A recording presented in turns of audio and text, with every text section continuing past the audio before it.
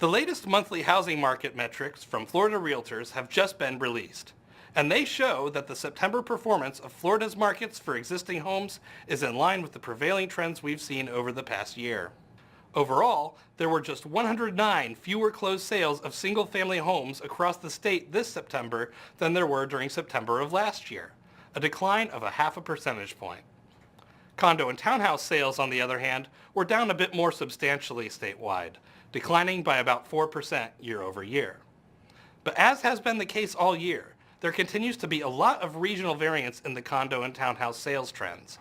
In fact, condo and townhouse sales were actually up in half of the 22 Florida metro areas tracked by Florida Realtors. Now, if you haven't been paying attention to Florida's housing market this year, you might take these stagnant growth figures to be a negative sign about where the market is headed. Having fewer sales this year versus last year can't be a good thing, right?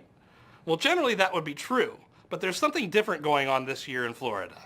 Namely, it appears that the gushing pipeline that has been flooding our housing markets with foreclosures and short sales over the past several years seems to finally be running dry.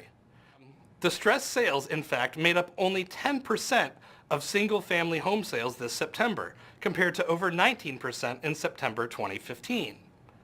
Similarly, only 9% of condo and townhouse sales were of the distressed variety this time around, compared to 16% last year. This is a wonderful development for the state's real estate markets and the overall economy.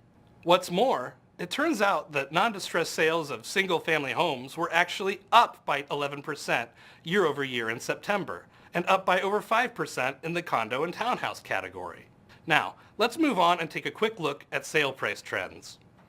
Among single-family home sales in September, the median sale price was $222,500, up by over 11% from $199,900 last September.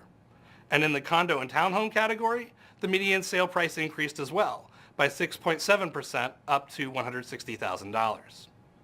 Now that you're up to speed on the statewide trends, be sure to take a look at the statistics for your local market to see how they compare. As always, you can find these statistics and a plethora of other useful research and analytics at floridarealtors.org/research.